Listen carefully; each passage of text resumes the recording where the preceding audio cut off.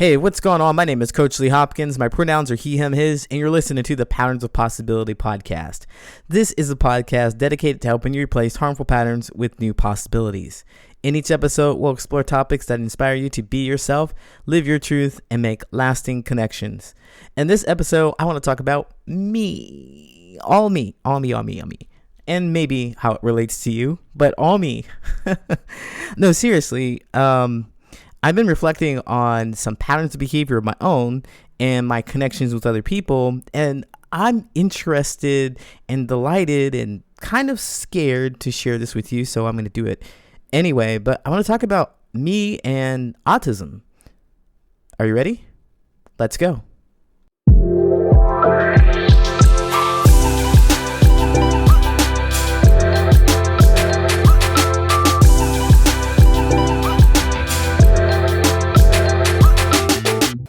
So listen, I know that I'm neurodivergent in some way, shape, or form, right? I was diagnosed with ADHD some years ago, and I learned that about it being a focus disorder.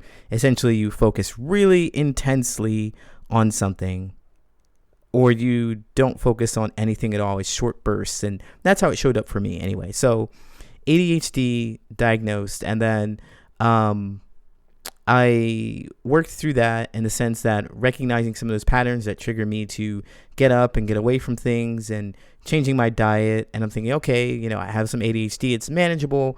I don't need any medication for it. And that's fine. I get things done with little systems, little strategies, breaking my own old patterns, right?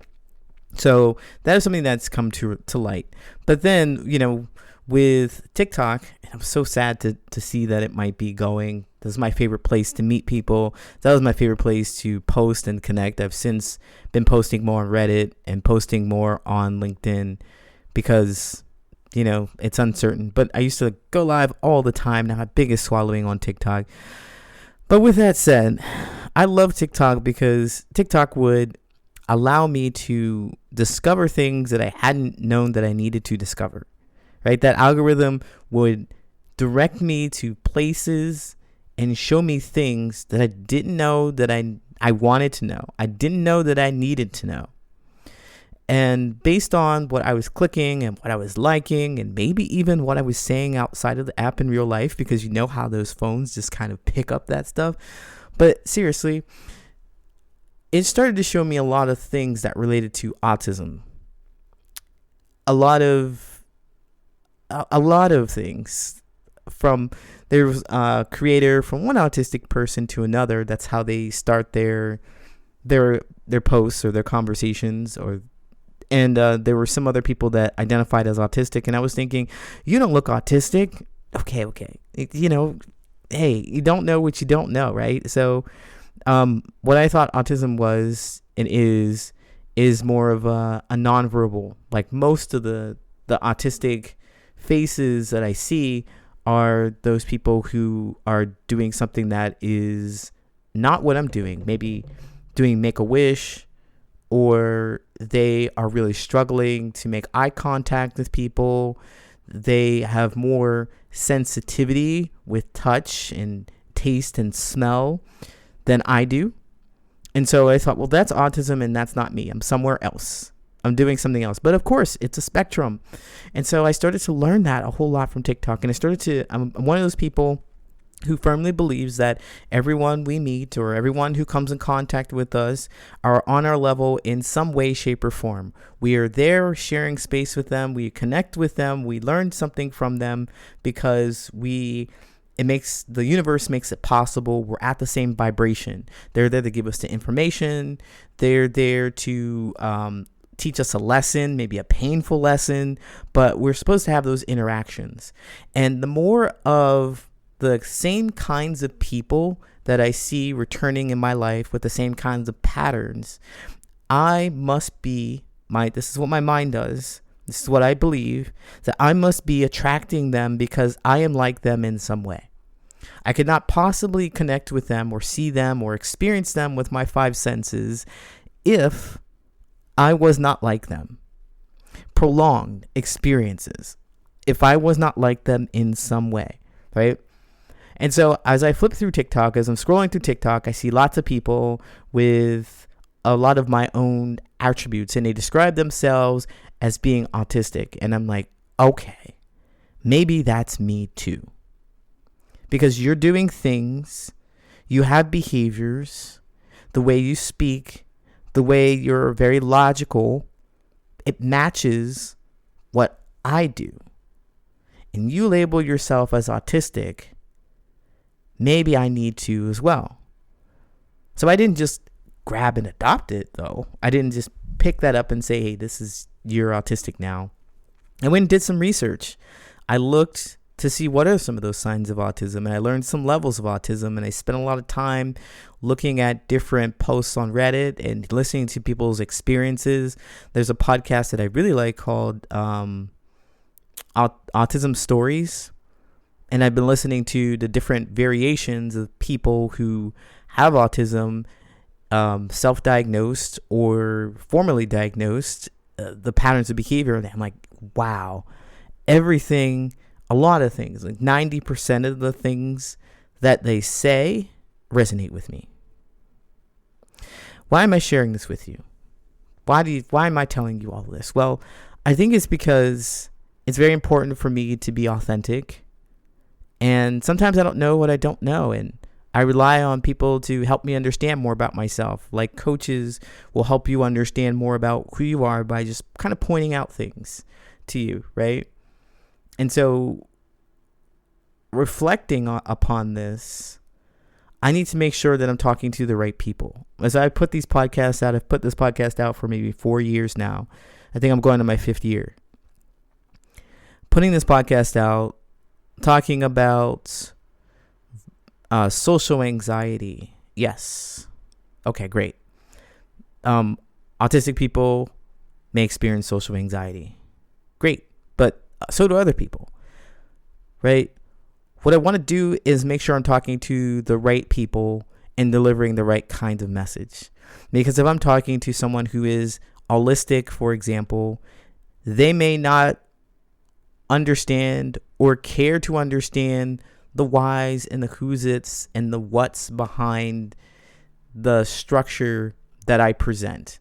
So when I present or when I share information about my experiences, the way I speak about it has to resonate with my audience.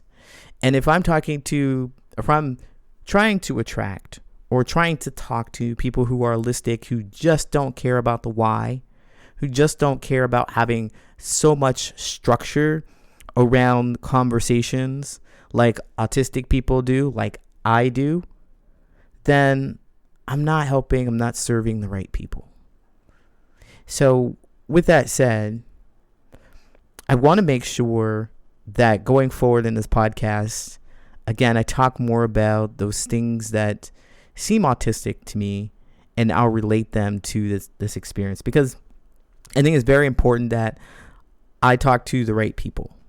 And another thing about this autism that I've discovered is that it really runs very close to, or we see them together with non-binary, transgendered, LGBTQTIA plus people, right? And I'm one of those people. I'm right in that group. So I find it really fascinating, and I feel like the autism fits.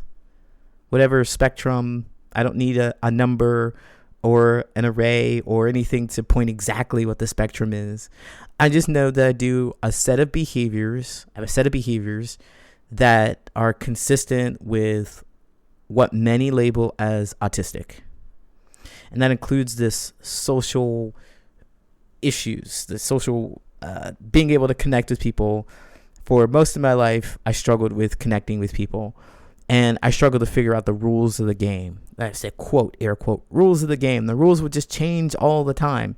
If you say I need to do this like XYZ and I do it like XYZ, I'm under the impression that I did a great job. But for some reason, for rules that are something I can't figure out, something that's not implicitly stated, that I did it wrong, or you don't like it, or you're mad at me, I struggled with that dynamic for many, many years. For many, many years. And now I'm better equipped to handle it. I know that many autistic people struggle with that too. They say do one thing, you do it to the nine, the way they ask you to do it, and they're still mad at you. You're doing everything that you think is right, everything that you think is asked of you, and there's something wrong. And you have no idea what it is, and no one's going to tell you. No one tells you. Because while we may value people saying directly to us, other people do not value that and do not have the language to say that, or they have really intense feelings about trying to explain themselves to you for whatever reason. I don't know, but I know how to handle those situations, and I want to help other people handle those situations. Because when you're in a social situation, when you're trying to make friends, there are going to be some autistic people there, neurodivergent. They're going to be neurotypical people there. There are going to be all kinds of people there. And if you go in with the tools that you have, where you're hoping that people will tell you directly what they want you to do or how to behave, and they don't do it, you struggle. I struggled. Don't want that to continue to happen. There are tools that you can use, and they're pretty logical. As I look at the things that I do, they're pretty logical. They're always evaluation based. I'm always evaluating things. I'm always evaluating what kind of situation I've stepped into, what kind of conversation I'm having, because I'm going to use different tools. So for example, if I go to a networking event, I know what kind of place it is, what kind of people that are likely to show up, and I have tools to have conversations with those kinds of people.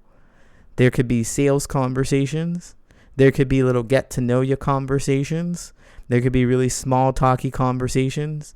And I have tools for each one of those kinds of conversations. And I know to bring it along with me to this networking event, because those are the kinds of conversations that are likely to happen, right? And once I enter those kinds of conversations, like for example, I enter a sales conversation with someone, I know that when they start asking me questions, that it means they're curious about the work that I do. And to handle that with not answering them directly, but helping them be more curious about the work that I do. Don't give them all the answers. And that's what you do in a sales conversation, right? It's different than if I was going to my friend's parents' house for a New Year's dinner, right? It's different. I know what kind of conversations I'm likely to have, so I'm going to bring the kinds of tools. And every time they say something, I evaluate. What's the next thing? What's the next thing? What should I be saying? Or what do I want to say to get the result that I'm looking for? I'm always doing that. And that's something that I think neurotypical, autistic people don't do. And it's been brought to my attention. It's been brought to my attention that we don't do that. We just say stuff and we just kind of laugh. Like, I just don't understand why. So I'm saying all this to say, once again, that I'm going to talk more about this. I'd love to hear your thoughts and your feelings about this. Do you identify, if you've been listening to this podcast for a while, you're just catching it, do you identify as a neurodivergent or autistic, holistic? How do you identify when it comes to this particular spectrum? Where are you on the spectrum? And if you've been listening to my podcast for a while, I'd love to learn more about what topics you'd like me to discuss, because I have really been thinking about what I want to share with you, some things that I find interesting in my own journey, but I like to also share to learn more about what's going on with you. Thanks for listening. Hey, thank you so much for listening. If you like this podcast, share with someone who you think could benefit from this information, and follow me on social media. You can find me at Patterns of Possibility on all social media, And don't forget to sign up for my newsletter at patternsofpossibility.com, where you will get actionable steps delivered to your mailbox every week. Thanks again for listening. Until next time, take care.